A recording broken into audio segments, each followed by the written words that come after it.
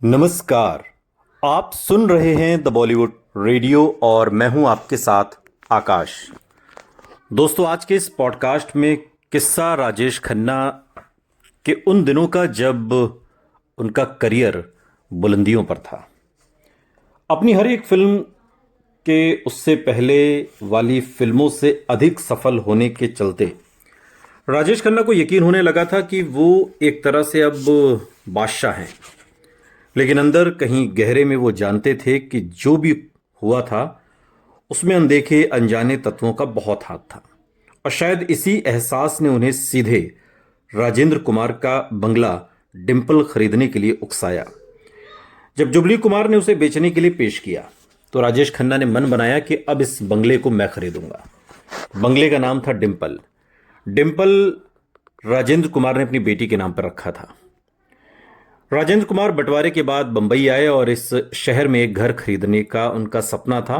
और जिस शहर ने उन्हें आसरा दिया, उन्होंने पहले बी.आर. चोपड़ा के गीतों रहित प्रयोग कानून, जो साल 1960 में आई थी, उसको नामंजूर कर दिया। मगर जब उन्हें बंगले के लिए उपलब्ध होने के बारे में पता चला तो उसकी कीमत चुकाने के लिए न सिर्फ कानून फिल्म की बल्कि 2 और फिल्में साइन की। जब राजेंद्र कुमार ने घर खरीदा तो उसे भूत बंगला कहा जाता था, लेकिन वही भूत बंगला कहलाता था इन दोनों की किस्मत खुलने वाला बंगला। मनोज कुमार की सलाह पर राजेंद्र कुमार ने उसमें प्रवेश करने से पहले कई तरह की पूजा पाठ कराई। उन्होंने बंगले का नाम अपनी बेटी के नाम पर डिंपल रखा और उसमें रहने के बाद वो जुबली स्टार बने। छठे दशक के अंत में राजेंद्र कुमार ने एक और घर बनवाया और फिर डिंपल को बेचने का फैसला कर लिया। राजेंद्र कुमार की तरह राजेश खन्ना ने भी घर खरीदने के लिए पैसे जुटाने के बंदोबस्त शुरू कर दिए थे और इसी के मद्देनजर उन्होंने दक्षिण भारतीय निर्माता की फिल्म करने के लिए हामी भर दी, जिसमें उनके साथ एक हाथी को भी रखा गया था। राजेश खन्ना डिंपल नाम को बरकरार रखना चाहते थे और इस आशा में कि घर तथा राजेंद्र कुमार की खुशकिस्मती उन्हें भी मिल जाएगी। चूंकि कहा जाता था कि इस बंगले में आने के बाद राजेंद्र कुमार की किस्मत पलट गई और वो जुबली कुमार बन गए। और राजेंद्र कुमार ने पहले ही अपने नए घर का नाम डिंपल रख लिया था और राजेश खन्ना ये नाम रखने की इजाजत उनको नहीं दी। राजेश खन्ना ने घर का नाम बदल दिया और नाम रखा आशीर्वाद। और बचाव के लिए प्रवेश करने से पहले एक हवन भी करवाया कि किसी बची हुई बुरी शक्ति से बचा जा सके। आशीर्वाद में आ जाने के बाद बादशाह होने का दिखावा पूरा हो गया। घर के गैराज को एक बहुत बड़े बार में तब्दील करवाया गया, जहां राजेश खन्ना अपना दरबार लगाते थे, खन्ना दरबार। और इस प्रसिद्ध दरबार के बाहर खन्ना दसियों निर्माताओं को इंतजार कराते और उनके कुछ वक्त वहां गुजार लेने के बाद ही दर्शन देते। वो अपने मशहूर रेशमी लुंगी कुर्ता में अवतरित होते और उस कुर्सी पर बैठते जो स्पष्ट रूप से बाकी कुर्सियों से कुछ ऊंची जगह पर रखी जाती। राजा और प्रजा में फर्क करने के लिए आप समझ सकते हैं। केवल कुछ ही गिने चुने लोगों को उनके निजी कमरे तक पहुंच हासिल थी और कई बार बाहर इंतजार करने वाले पास से गुजरने वालों को अपनी सिफारिश करने को कहते। जॉनी बख्शी एक ऐसे ही शख्स थे। बख्शी की राजेश खन्ना से मुलाकात 2 रास्ते के सेट पर हुई थी, जहां वो प्रोडक्शन कंट्रोलर, जो निर्माण होता है, उसका हिसाब किताब रखते थे। और उन्हें याद है कि कैसे राजेश खन्ना को एक सितारे की तरह ही पेश करना खुद को पसंद आता था, क्योंकि वो जानते थे कि वो ऐसा कर सकते थे। और जॉनी बख्शी को ऐसे कई मौके याद हैं जब राजेश खन्ना व्यस्त होने का बहाना करके शक्ति सामंत जैसे लोगों के भी फोन नहीं लेते थे। वो शक्ति सामंत जिन्होंने राजेश खन्ना को सुपरस्टार बनाया, जबकि वो अंदर बैठे गप्पे मार रहे होते थे। वो कहते कि कह दो साहब बिजी हैं और 1 घंटे में फोन करें, जबकि वो आसानी से फोन ले सकते थे। कभी कभी राजेश खन्ना एक व्यक्ति को चुन लेते और उसे पूरी मंडली का जोकर बना देते। जॉनी बख्शी इसका कारण राजेश खन्ना का राज कपूर का अनुसरण करने की कोशिश को ठहराते हैं। फिल्मी दुनिया में केवल 2 लोग थे, राजेश खन्ना जिनके पैर छूते थे, एक जीपी सिप्पी और दूसरे राज कपूर। और शोमैन की तरह ही राजेश खन्ना भी एक आदमी को पकड़ लेते। पूरी शाम एक ही आदमी की कीमत पर मजा लूटने के अलावा राज कपूर की तरह राजेश खन्ना को भी खुशामदियों, जी हुजूरों और चमचों का अपने इर्द गिर्द मंडराना पसंद था। श्याम केशवाणी एक वकील जो शक्ति सामंत के माध्यम से राजेश खन्ना से मिले, रोज आने वालों में से थे और बताते हैं बाद के दिनों में एक इंटरव्यू में कि कैसे वो बेहद संजीदा नजर आते निर्माताओं को बाहर बैठे देखते, जैसे कोई सरकारी दफ्तर हो और बाहर लोग बैठे हों जो अपना कामकाज कराने आते हैं। राजेश खन्ना के उत्थान ने इस तरह के आलापों के लिए भी प्रेरणा दी, जैसे ऊपर आका नीचे काका यहीं से शुरू हुआ। जिसने काका को मिले ऊंचे दर्जे के बारे में कोई शक नहीं रहता। वो बदकिस्मत निर्माता जिन्हें काका के खुदाई के मुताबिक चलना पड़ता, पावन निजी कमरे के अंदर जाने वाले किसी की भी मिन्नत करते कि उनकी सिफारिश कर दें, उनकी फिल्म साइन कर दें। भीतर रात भर शराब बहती और वहां हाजिर ज्यादातर लोग काका की तारीफों के गीत गाया करते थे। कभी कभी राजेश खन्ना अपनी ही सफलता पर चकित हो जाते और हर तरफ से प्रशंसा चाहते। वो लगातार ऐसे लोगों को ढूंढते जो उन्हें बताते रहें कि वो बढ़िया थे और कामयाबी के हकदार भी, चाहे उन्होंने अपनी ख्याति और लोकप्रियता को ज्यादा संजीदगी से ना भी लिया हो, लेकिन जो घोर प्रशंसा उनके साथ मिली उसे जरा ज्यादा ही गंभीरता से लिया। जो लोग उनके साथ सहमत नहीं होते या कोई अलग नजरिया रखते, चाहे चर्चा के लिए ही, उन्हें अक्सर बाहर का रास्ता दिखा दिया जाता। जिस ढंग से राजेश खन्ना अपने दरबार से लोगों को बाहर कर देते वो अति नाटकीय हुआ करता था।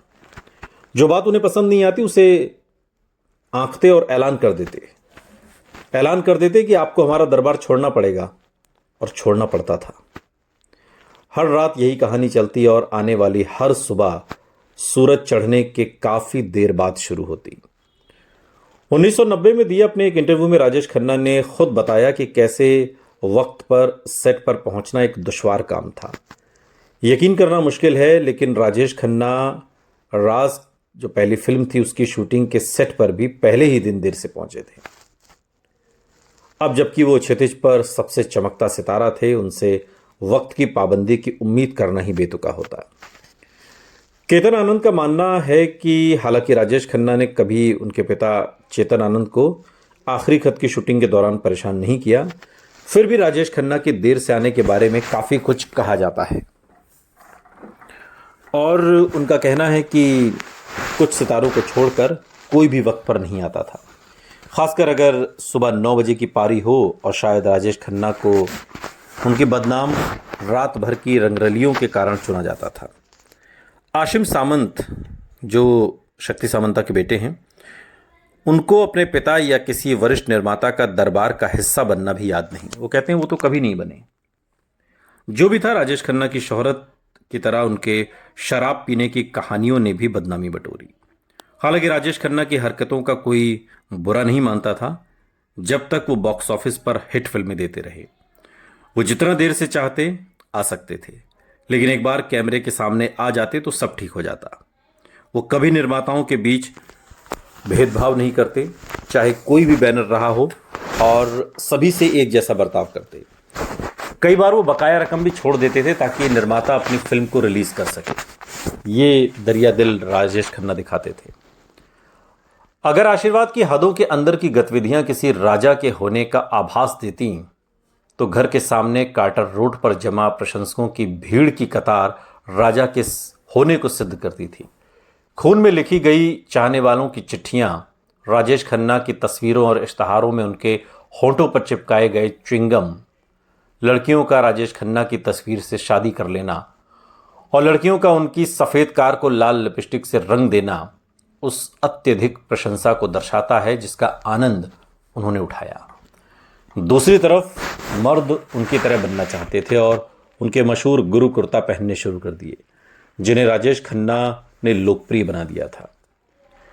बलदेव पाठक द्वारा बनाए गए, बलदेव पाठक जो दीना पाठक के हस्बैंड और नसीरुद्दीन शाह के ससुर, ऐसे आप समझिए, बलदेव पाठक द्वारा बनाए गए वो कुर्ते जिसने राजेश खन्ना की पोशाकें 1979 तक उन्होंने बनाई। गुरु कुर्ता का चलन केवल पुरुषों में ही नहीं बल्कि औरतों में भी तेजी से फैला। बलदेव पाठक की बड़ी दुकान श्रीमान कॉस्ट्यूम्स कलकत्ता जैसी दूर दराज जगहों से भी ग्राहकों को खींचती और एक बार तो राजेश खन्ना के पहनने के बाद उन्होंने 2000 कुर्ते बेचे थे। जिस तरह इस अभिनेता की लोकप्रियता ने कार्टर रोड पर उनके पते को पर्यटकों के देखने की एक जगह बना दी, केंद्र बना दिया, उसी तरह आशीर्वाद ने राजेश खन्ना की अनोखी कहानी को बनाए रखने में बहुत योगदान दिया। हर रोज बॉम्बे घूमने आने वाले हजारों लोगों को बंगले तक ले जाया जाता और अगर किस्मत साथ देती तो वो हिंदी सिनेमा के पहले सुपरस्टार के दर्शन भी पाते। घर अपनी भूमिका निभा रहा था, लेकिन राजेश खन्ना को इस सब में अपना हिस्सा निभाने में दिलचस्पी नहीं थी और राजेश खन्ना तो बस काम में लगे रहे और लगातार काम करते रहे। बंगला खरीदने के लिए जिन फिल्मों का राजेश खन्ना ने करार दिया था उनमें एक थी चिनप्पा देवर की हाथी मेरे साथी, साल 1971 में आई, लेकिन कई बार लिखी जाने के बाद भी पटकथा में उनके लिए कुछ खास नहीं था। तसल्ली लायक कुछ पाने के लिए राजेश खन्ना ने सलीम खान और जावेद अख्तर की जोड़ी से बात की और हाथी मेरे साथी पर हाथ आजमाने को कहा। ये जोड़ी अपने लिए अलग श्रेय चाहती थी जिसे लेकर उस समय के सुपरस्टार को कोई परेशानी नहीं थी। उसने जावेद अख्तर को भरोसा दिलाया कि अगर वो दोनों ढंग का कुछ कर पाए तो वो उन्हें केवल पर्दे पर ही श्रेय नहीं दिलवाएंगे बल्कि जितना पैसा उन्हें सिप्पी फिल्म से मिलता था उससे ज्यादा पैसा भी दिलवाएंगे। राजेश खन्ना थोड़ी बहुत ढंग की पटकथा चाहते थे जो उन्हें पर्दे पर शर्मिंदा न करे, जिसे वो हाथियों के एक जुलूस के साथ बांटने वाले थे। सलीम जावेद को पहली बार औपचारिक रूप से श्रेय दिलाने वाली हाथी मेरे साथी न केवल उस साल की सबसे सफल फिल्म साबित हुई बल्कि राजेश खन्ना के करियर की भी। हालांकि फिल्म चिनप्पा देवर की अपनी लिखी एक कहानी पर आधारित थी, राजेश खन्ना को उत्साहित उसकी पटकथा ने किया। सलीम जावेद का मजमून और पटकथा लिखने के ढंग ने ही फिल्म को बच्चों तक पहुंचाया। जनसंख्या का एक बड़ा हिस्सा, ऐसा हिस्सा जो अक्सर नजरअंदाज कर दिया जाता था लेकिन जो माता पिता को बार बार सिनेमा घरों की ओर ढकेलता। तनुजा को याद है कि कैसे उनकी दोनों बेटियां उस समय की 6 वर्षीय काजोल और 3 साल की नतीशा, उन्होंने हफ्तों तक उनसे बात नहीं की, उनको हाथी रामू की मौत के लिए जिम्मेदार ठहराते हुए। विशेष राजेश खन्ना चलन में फिल्म के गाने लक्ष्मीकांत प्यारेलाल द्वारा संगीतबद्ध और आनंद बख्शी द्वारा लिखे गए बहुत लोकप्रिय हुए। हालांकि एल्बम में 2 लता किशोर के भावपूर्ण युगल गीत थे, दिलबर जानी और चली हवा मस्तानी और सुन जा आ ठंडी हवा। फिल्म का उल्लास भरा शीर्षक गीत चल चल चल मेरे हाथी किशोर कुमार की आवाज और जो सबसे ज्यादा हृदय विदारक है, जो गम में डुबो देने वाला है, वो मोहम्मद रफ़ी की आवाज़ है, नफरत की दुनिया को छोड़ के प्यार की दुनिया। ये गाना बहुत मशहूर हुआ और इसका भी अपना एक किस्सा है कि किशोर साहब इसे गाना नहीं चाहते थे और बहुत ज़बरदस्ती के बाद भी जब उन्होंने मना कर दिया तब इस गाने को मोहम्मद रफ़ी ने गाया और गाकर इस गाने को अमर कर दिया। हाथी मेरे साथी के साथ ऐसा बहुत कुछ जुड़ा था जो पहली बार हुआ, लेकिन एक बात जो राजेश खन्ना कभी नहीं भूले वो ये कि कैसे फिल्म के निर्माण के दौरान वो ज्यादातर इस बात का ध्यान रखते कि समय पर पहुंचे, क्योंकि उन्हें याद था कि कैसे उन्होंने निर्माता चिनप्पा देवर को एक छोटे से लड़के के सेट पर आते ही उसे छड़ी से पीटते देखा। जब कुछ दिन तक ऐसा चलता रहा तो राजेश खन्ना ने इसके बारे में पूछा। चिनप्पा देवर ने कहा कि चूंकि राजेश खन्ना एक बड़े सितारे थे जो जब चाहे आते थे जब चाहे जाते थे, वो एक निर्माता के रूप में लाचार अनुभव करते थे, इसलिए वो अपना गुस्सा उस लड़के पर निकालते थे। बड़े सितारों को लेकर फिल्म बनाने वाले अन्य निर्माताओं की तरह जिनके पास सहने के अलावा कोई और चारा नहीं था, इस घटना ने राजेश खन्ना को हिला दिया और वो फिर कभी हाथी मेरे साथी के सेट पर देर से नहीं पहुंचे। फिल्म सुपर डुपर हिट रही और इस फिल्म ने राजेश खन्ना को उनके सपनों का आशियाना आशीर्वाद दिला दिया। सुनते रहिए द बॉलीवुड रेडियो, सुनता है सारा इंडिया।